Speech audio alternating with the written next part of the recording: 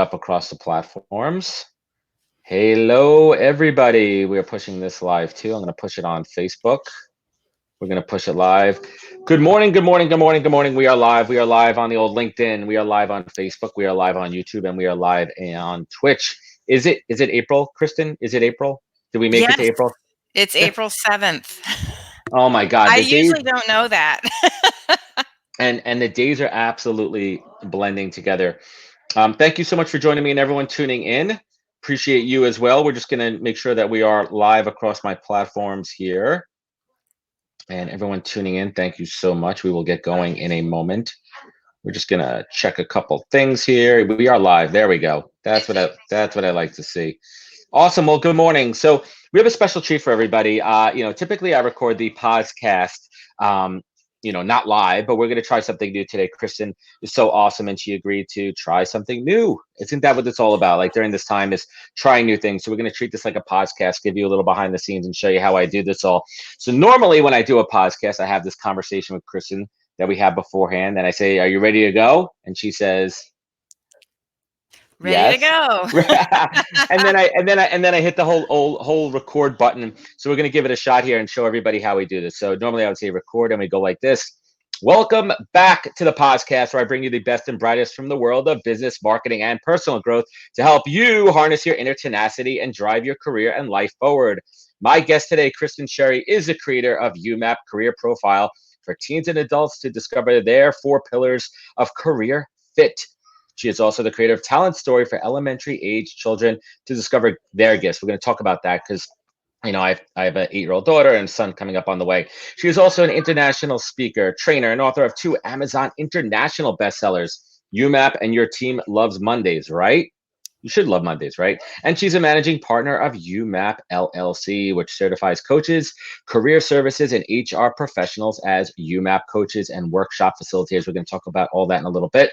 She's an industry thought leader, has been featured career expert at Wharton Business Radio, Disrupt HR, and published pretty much everywhere. And her upcoming children's book, quote, You've Got Gifts, and self-development book, Maximize 365, are coming out in November, hopefully, right? Fingers crossed, everything is still.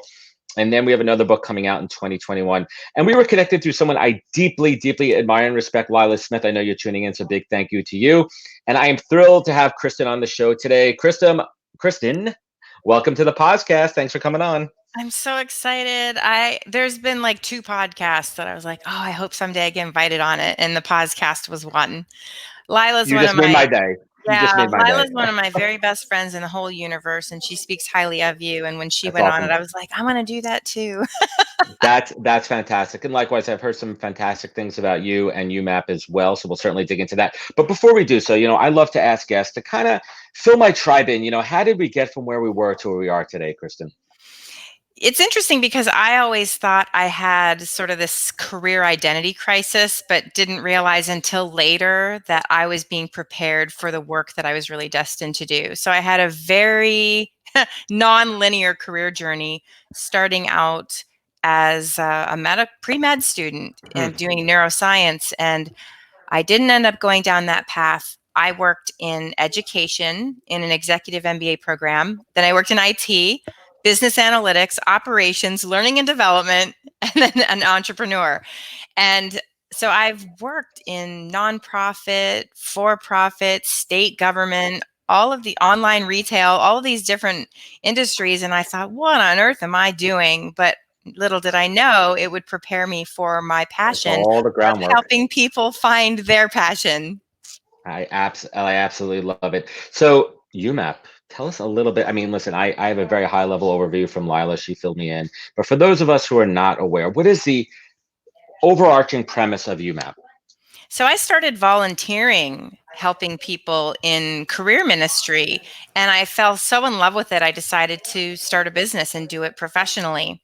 And I was certified as a career coach back in 2007, but I really was only doing it internally in my company. Right. But working with job seekers, I realized it affected every area of their life, their marriages, and of course, finances. It just Touches wreaks everything. havoc. Yeah. And our identity gets really wrapped up in our career. And when it's not going well, we're not going well. So when I started to work with people, I started to try and use the available tools on the market. And I realized I had gaps. This person, yeah, it helped me explain this about them, but this doesn't explain what they're telling me about that. And because people are really unique, and I realized that I was trying to patch together information. So I took a step back and I said, what do I really need to know about a person to really nail it, to help them figure out their next best career move? And so I started interviewing people who love their jobs, people who hate their jobs, and I started to form patterns. And that's how the 4 pillars of career fit. I knew that at the very basic units, I needed to know someone's natural ability or talent. I needed to know what was important to them, what skills they enjoyed using, and a little bit about their personality. And that's how it was born. I love it. I love it. And as a recruiter, one of the pieces that I always, I could touch on each one of those, because to be a good recruiter, it's not just, square peg, square hole, round peg, round hole. That's a lot more to that. It's understanding someone's motivation. And when you break down what motivations are, it's personal, financial, career, and all those pieces as well. So that's fantastic. Mm-hmm. And let's talk a little bit about that YouMap journey. When you had this, like, first of all, where did the name YouMap come from? It's really funny because no one ever asked me that question, so I'm glad you asked me. Hard hitting inside edition right here. This is the hard stuff. We're coming right at you. So I knew that I was trying to help people really understand themselves at their foundation. And so I thought, well, Apple already does the I this and the I that. So I thought, well, I'll go the you angle. The me sounded weird. So I started with the you, but what Yeah, you me what? map would be weird. Me map? It sounds like something my Come 18-month-old on, would say. Meemaw, let's go Me do the mop? you Me map, mop? the me map. So I decided at first on this terrible name called UPrint, and realized that sounds like a 3D printer at home. And I was walking down my hallway thinking that UPrint doesn't work. It sounds awful. It was already registered anyway. And all of a sudden, UMap just popped in my head out of nowhere. And I'm like, where did that come from? It was not something that I really worked for. It just popped in my head. True story. Wow, that's awesome. So to date, let's just set the scale for everybody. Roughly how many coaches have been certified globally? About 70 7 in the Middle East. We have one in the UK, a bunch in Canada, and in the US. So we're in 4 countries, and we just started 19 months ago. I absolutely love it. Let's touch on a early lesson that you learned where you had the premise for this, for the concept. You laid it out. You laid out the 4 pillars, and maybe you had a hypothesis in your head, like this was the right way to go. Was there like an early? I don't want to call it a failure, but we'll call it kind of like a learning or a misstep where you said, "Okay, I had a thought about this was the right approach, but the market, the candidates, my clients are telling me something different, and we need to adjust." With as far as creating UMap, or Correct. honestly, no. I love Ever it. since we created UMap, and I'm the first to admit failures, but ever since we created UMap, because remember, I was tailoring and doing things in the free work with the All the volunteer upfront. work, right? So once I landed on UMap, it worked with a client, it worked with another client, and then I thought, well, is this going to work with other coaches? And then other coaches were calling me. Allegra Stein, who works with coaches, she coaches women specifically, to help them find their niche. She told me that one of her clients said that this isn't just the 4 pillars. That sounds outside of me. This tool tells me who I am at my core. And it really sent me reeling back in my chair that people would feel that Wow. strongly about it. So it It's has resonating. been, I mean, it was a lot of trial and error leading up to that. I didn't just like wake up and like, UMap. Yeah, it wasn't just a dream and you had this epiphany and you were going to roll over. So let's talk about putting the theory into practice, right? So walk us through an example, if you don't mind, just kind of high level of a candidate, someone on the job market who they're confused, right? Maybe they've been doing the same thing on and off for 10 years. They've had a couple of different jobs. And we're not talking specifically about during this time of the pandemic, because we'll get to that in a little bit. But what are some of those first questions to really understand, we'll call motivations and what they're looking for? Well, people don't really know these things about themselves. That's what I've come to discover. So How do we get them to that point? yeah, so when you ask people, what are the top 3 things that people always compliment you about? That really gives you a lot of insight into your strengths. So people might say you're always so encouraging, or you really understand and have a lot of empathy for people. Or they might say you walk into a situation and you can immediately pinpoint what a problem is. You're so good at identifying a root of a problem.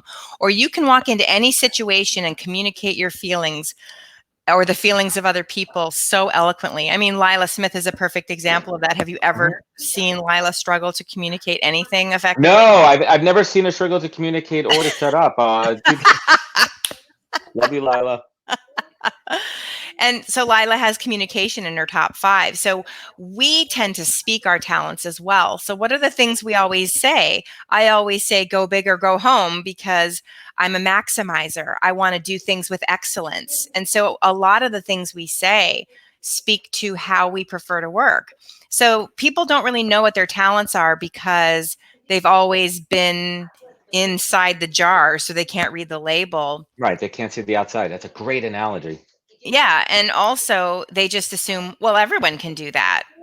It's not special. It's because something comes easily to them, they don't appreciate that it's a gift.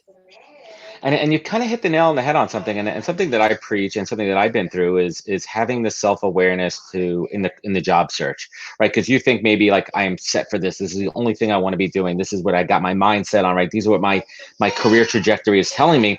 But sometimes you need to take a step back and outside, and as you mentioned, look outside on the label and say, what are my ingredients? What am I made of? And what other recipes should I be going into? I think that's a fantastic analogy.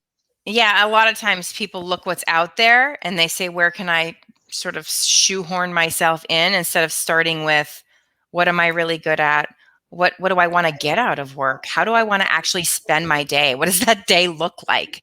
And I think people just have sort of ended up in jobs. So they start looking for jobs with those experiences without realizing, are those skills I even enjoy? Is that something that burns me out? And I love doing an ideal day exercise with people to actually take the time to sit and think about what do I want my day to be like? Because people don't really know. Let's break that down. An ideal day exercise, because that's a new concept to me, and I kind of get that turned on me when I'm talking to candidates, and they say, "What does a day to day look like of a particular Mhm. position?" So, how does that spin the other way when you're helping candidates break down their self awareness and understanding their strengths and what they're looking for? Well, I just talked to a woman last night and she's a perfect example. So she was doing a logistics job, a lot of like event logistics. And I looked at her UMAP and I thought, oh my goodness, you're not wired for this. And I said, you know what you're really good at? You're good at turning around programs that are struggling and making them best in class. You're Hmm. good at building partnerships and fostering a sense of ambassadorship in people to really work collaboratively to bring these programs to life. And I started to tell her about that. And I said, tell me about your ideal day. And she started to say things like, well, so the ideal day exercise, what you do is you go through every job you've ever had and you pick the things you liked about it. Even if you hated the job, you can find one thing, like I got to meet new people every day, Right. right? There's got to be one nugget of gold in each job, no matter how much you hated it. I could do this all day long. Right. So when I asked her to share her ideal day, I had never seen her resume. I had no idea what her work experience was before I jumped on the phone with her. And she basically told me snippets of her job that said exactly what I said she was good at. You're almost like a fortune teller, but you have a cheat code, right? Like you've got the inside track on it. No, I absolutely love it. This is fantastic. So I want to shift gears and talk about the current situation, the current times, and the crisis. And it is mind-boggling, right? And I don't want to go too deep into the current events, but I do want to talk about how it's affecting the job. There's record numbers of unemployed folks, but there are jobs out there, and it's one of those times too where you may need to open up your mind to taking on a job that you may not love. You may want to take it, it may not be your ideal job, but I think that there's always silver linings and you might find an opportunity that you never know you liked. And all of a sudden you're like, wow, this pivot turned out to be exactly what I was looking for. How are you coaching during the pandemic? Let's break down into your, philosophy, how you've kind of morphed it for these specific times. And let's talk about some individual tactics that you're helping to apply. So I actually don't coach people one on one. I make exceptions here and there. So I don't actually coach anymore. I usually refer people to the UMAP coaches. Mhm. But if somebody really, really wants to work with me, I might Or consider it. even like a close friend that comes to you for advice. Exactly. So, but I mean, the advice I give would not change a lot, except for you have to be a lot a lot more proactive than you ever were. So The first thing that I say to people is you've got to be able to succinctly articulate what you're looking for. This whole, well, I'll take anything is not going to cut it when eventually 30% of the country is looking for work along with You you. got to stand out. You have to stand out. So some ways to stand out are, can you tell your strength story? What are the 3 compliments that you get all the time that you just do so well? What do you hear over and over and over in your performance review? And then you can articulate to people, I have 20 years of experience of building really strong strategic partnerships to do this and this and this, and here's the value I bring. So you need to explain what you do well. For networking conversations, I really recommend a 3-part strategy. What are you looking for? What experiences and strengths do you bring to the table, and what's the value that they can expect to receive? So I've been a project manager for 10 years, but I'm transitioning into a Six Sigma role doing process improvement because I recently obtained my Six Sigma green belt and was able to save my department $100,000 a year in process The improvement. action, the results, I mean, that's absolutely critical to the And story. that's so natural to just be able to say that. You've got to build that little 60-second elevator pitch so that you can easily communicate, because it's a missed opportunity every conversation you have where you can't do that. I absolutely agree, and I'm gonna kind of interject with a quick little story here. So back in 2011, 12, I was at American Express, a job that I thought I was going to love, and I quickly realized a couple of weeks in that it wasn't for me. But I stuck it out about a year and a half. A year and a half in, new leadership came on board, and they basically did a reorg where 300 people had to either take a severance package, which was very generous, or re-interview for their current jobs. And I said, screw this, I'm out of here. And I took a fantastic 6-month package, health insurance, and I got to spend time with my wife when my daughter was born. One of those incredible opportunities. Anyway, during that time, they offered folks who were leaving an opportunity to work with a career coach. And I said, you know what, I'm sitting here anyway. I might as well take advantage of this time. And the career coach, her name is Flo, and I'm going to tag her on this podcast afterwards. And I work with Flo on my elevator pitch. And it started out long form. We literally wrote it out where it was almost 3 pages, and practice and practice. And we brought it down, and we got it down to a point after 2 weeks where it was about 4 paragraphs, and I could do it under 90 seconds. And that exercise has stuck with me to this day, where I fine tune that story, and I can literally do my elevator pitch. I do it on podcasts, I do it with candidates. And that is such a critical skill. So I urge anybody, key piece of advice here, if you have some time, if you're currently working or you're out of work on that elevator pitch. And the best way to do that, and tell me if you agree, is to put the writing down on paper and read it to people. Absolutely. You have to say it out loud, because it's going to come across really wooden and rehearsed if you write it out and then just try to memorize that and say it to people. So writing contractions. You're going to say, I am a project manager when you talk to people. Yeah, and at the end of it, it's a call to action. What should the end of the elevator pitch convey? What's that call to action? So I like to recommend people do a couple of things. Do you know anyone? You should know your target companies too. Don't chase I know who roles. you're Look, talking to. what is the industry you're looking to join? What are the companies that you admire in those industries? And so these are the target companies that I have. Here are the locations I'm willing to work. Do you know anyone that I could have an informational conversation with about their experience working there? Is there anyone in your network that you can share? You should have like a networking sheet or something like that. No, totally. Not your resume to start, unless your resume is already really targeted towards what you're looking for. Just a networking sheet that summarizes, here are the types of roles I'm looking for. Here are the strengths and skills I have. Here are the accomplishments that relate to that. Here are my target companies. And is there someone you can share this with? Do you know anyone at these target companies? And would you be willing to share my networking sheet with a couple of people so that you can keep having leads? Who should I talk to next? Who should I talk to next to keep your leads moving? Yeah, this is fantastic advice. And do you give part of the UMAP, is there tactical advice on outreach? Yes, in the YouMap book. So we do have your guide to show the world job search jumpstart. That's a lot of words. That comes. I'm sure there's an acronym for that somewhere. I need one. So the coaches are given tools to create the ideal day exercise, to create the deal makers and the deal breakers, to teach them how to network using LinkedIn, to create an elevator pitch. That's kind of an above and beyond, because I had a mentor tell me that you have to give people $1.20 worth of value when they spend $1 for them to feel like they got their money's worth. So we add this extra extra. Here are some next steps you can take after getting to know really what your different differentiators are. That's fantastic. So let's shift gears a little bit. I want to talk about your children's book, and you're writing a 4-part e-series on the YouMap framework. What's the goal there, right? Like, what's the goal when talking to children? What is that skill that we kind of want to see them with at this early age? And quickly before that, what age group is this targeted towards? So it's really K-3, Hmm. kindergarten to third grade. I'm so glad you asked that question. As I worked with adults and helped them uncover their strengths, the number one thing that would happen is people's confidence would go up. And they would say things like, I thought these were weaknesses. My mother always told me that I was too bossy. My grandmother would tell me I was really nosy or I was mischievous, and they had this curiosity strength.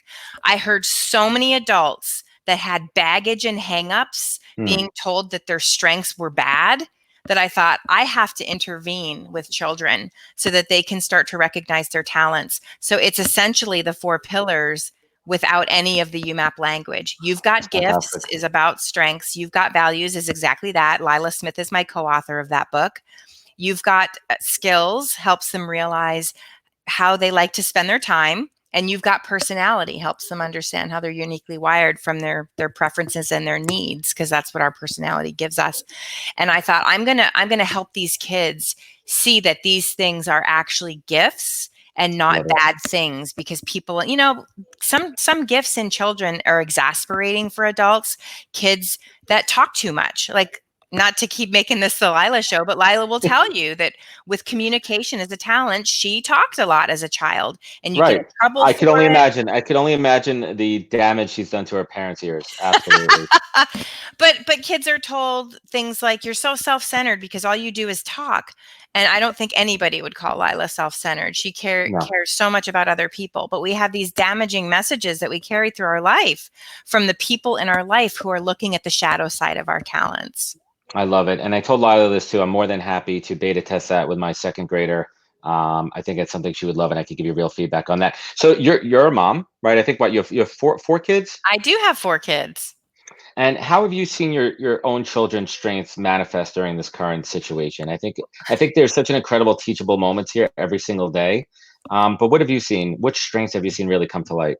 Well, I have you mapped my oldest. They're 22 and 19, and I've you mapped them, so I already know like what their values and what their strengths are. And what I have seen is their adaptability and their resilience to be able to handle these circumstances. My son, 100%. yeah, my son is 19 and he's looking for a job, and he's been using the elements from his UMAP to look for things that he can do without really much work experience. And he has an interview tomorrow at Target, so send him some good wishes.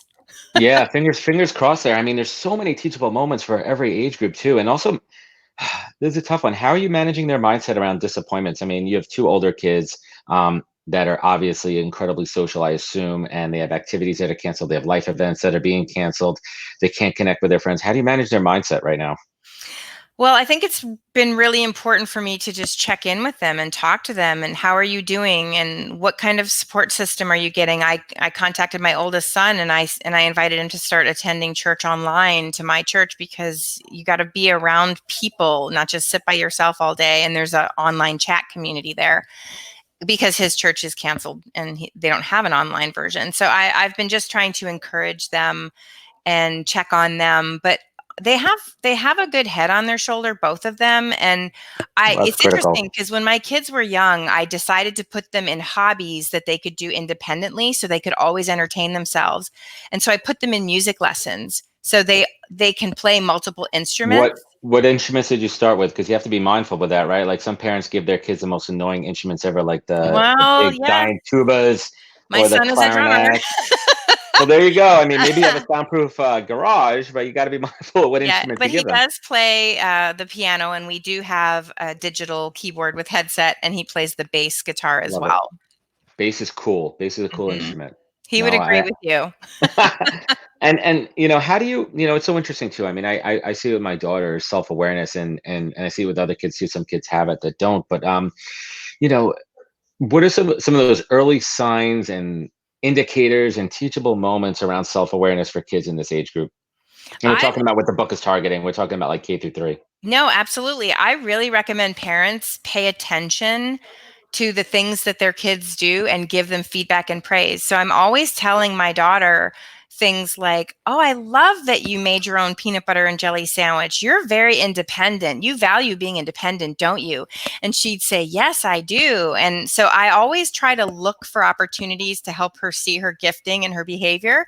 She is really independent. So I praise her for her creativity, for her hard work, when she's kind. And one day I had told her, so Wendy Gilhua is the author of the Pika Bunny series, and she has this little app you can download called the Pika Bunny, the Pika app. It's a kindness Okay. tracker. And my daughter and I have been tracking her acts of Somebody else kindness. sent that to me. Somebody else Yeah. sent me that link. I got to check it out. So she wrote a whole list of all the things that she had done that day that were kind so she could log them in her tracker. It's really important. We get so caught up in our lives and doing the dishes and laundry and working with our clients that we can just sort of sweep past our kids. We have to look for teachable moments to mirror back their talents. My 100%. daughter wrote a song for Easter. She wants to sing it to us on Easter Sunday. And I said to her, I said, "You know why you did that? You're a creator. And Love do it. you know how important it is to be a creator? Because all the people in the world, we need creations to add beauty to our lives." And she I mean, just especially now, smiled. Yeah.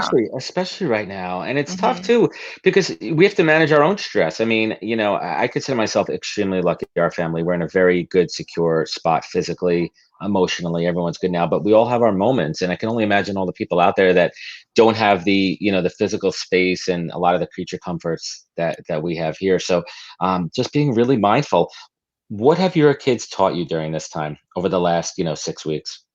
I don't think that we need to bubble wrap our kids. I think we can tell them the truth, and I think we can lead by example. My daughter last night was praying over supper, she's 3, for people who have coronavirus and that they would get well and healthy. And I think we try to shelter our kids because we don't want them to be hurt or feel sad.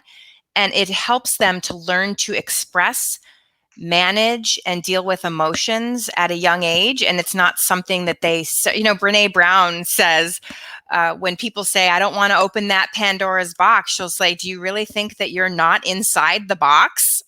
Right, They put exactly. I mean, this outside is that real. box.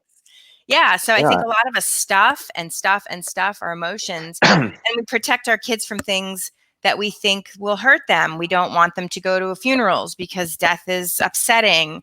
But I But it's think real. that, yeah, I think our kids can handle a lot more than we give them credit for. I think sometimes they can handle things better than we can. That's awesome. I completely agree. Quick pause here. I know we're typically I don't do the show live, but I want to acknowledge some folks that are tuning in. Obviously, Lila Smith, Gabriel, Ron Craig, my man out there. I saw Andy Foote chiming in, a whole bunch of other I love folks. all these names. Yeah, it's incredible, and it's all about community. So thank you for supporting Kristen and I in both of our journeys and being fans here. So let's bring it home here, Kristen. And on my show, I like to ask every guest the same final questions because for me, the podcast is a teachable moment for me. I get to learn so much from amazing folks like yourself. Kristen, what does the word authentic mean to you? I think authenticity starts with not lying to yourself. We talk a lot about what you project out there, but I think it starts inside. Really being truthful to yourself on who you are and what's important to you, and then going from there. No, I love it. What's the greatest piece of advice that you've ever received that you take action on every single day? Be kind to everyone you meet. You never know the burdens they carry. Yeah, that's a good one. And I learned early on too, when you're starting in a new job to treat everybody exactly the same. Along those lines, it absolutely follows this one. And what would you say to date is your greatest professional accomplishment? My greatest professional accomplishment to date? Oh my goodness, that's really hard. I would have to say it's YouMap because I receive messages from South Africa to India to Belgium of people writing me saying, "I just want you to know that I was depressed and feeling hopeless, and I went through your book YouMap and I feel hope for the first time in months." And I don't think that, I could say all of the stages I've been on or the awards I've won, but none of that holds a candle to a changed life. Right. And it's so true. I mean, some people think it's corny when people say, if I could just affect one person, if I could just change one person in a positive way, then my job is done. But until you actually feel that and you see that, then you finally understand what that means. Mm-hmm. So, the next question is kind of fun because I always ask people, what's your superpower? And I'm not asking, if you could fly anywhere or be invisible or anything, but what do you do better than almost anybody on this planet that makes you who you are? I think what I do better is I see possibilities where there aren't any, and I create them. That's fantastic. And I'd love to end the show on a positive note. So if you wouldn't mind giving me one personal silver lining during this crisis and one professional silver lining. One personal silver lining is the slowing down of spending so much time with my husband and my children instead of just rushing around from meeting to meeting. And professionally, I am going to have 5 books written during this quarantine, the 4 children's books and Maximize 365. That's I do absolutely want to give incredible. away a free copy, a signed copy of YouMap. So anyone listening, if you go on my profile and you tell us in the comments the release date of one of my You've Got series of the 4 children's books, put those dates in there. We'll enter you into a draw to win a signed copy of YouMap. That's awesome, and we'll link everybody to that. And I'm sure that someone's going to get such incredible value from that as well. And last but not least, there are dark times. There's times like this. There's been low points, I assume, in your life and your career, and you've had to pull yourself up, and you've really had to dig down deep and harness that inner tenacity to pull you forward. And on the flip side of that, when you want to show extreme gratitude, when you're just grateful for everything in your life, you need to look up in both ways. Kristin Sherry, what is your North Star? My North Star is Jesus Christ. I'm not going to deny that. I have an anchor to hold, and I am able to navigate dark times because of that. And faith and fate. I mean, that's what we need right now. Faith and that's what really pulls us up. Kristin Sherry, I appreciate you taking the time to join us today. So much value. I'm really happy that you and I connected, and we'll certainly continue this relationship. Where could folks find you? Where could they connect with you? Now, they should connect with me on LinkedIn, or they can contact me through my website, myumap.com. That's fantastic. And we'll link everybody to that. And everyone who is listening at home, whether it be on Facebook, LinkedIn, YouTube, Twitch, thank you for joining me on my first ever live full podcast. Thank you again for joining us. Please follow us on all the social media channels. You know where to find us. Remember, take your online, offline. Take care, everybody, and wash your hands and be good. Kristin, thank you so much. Take care, Thank everybody. you.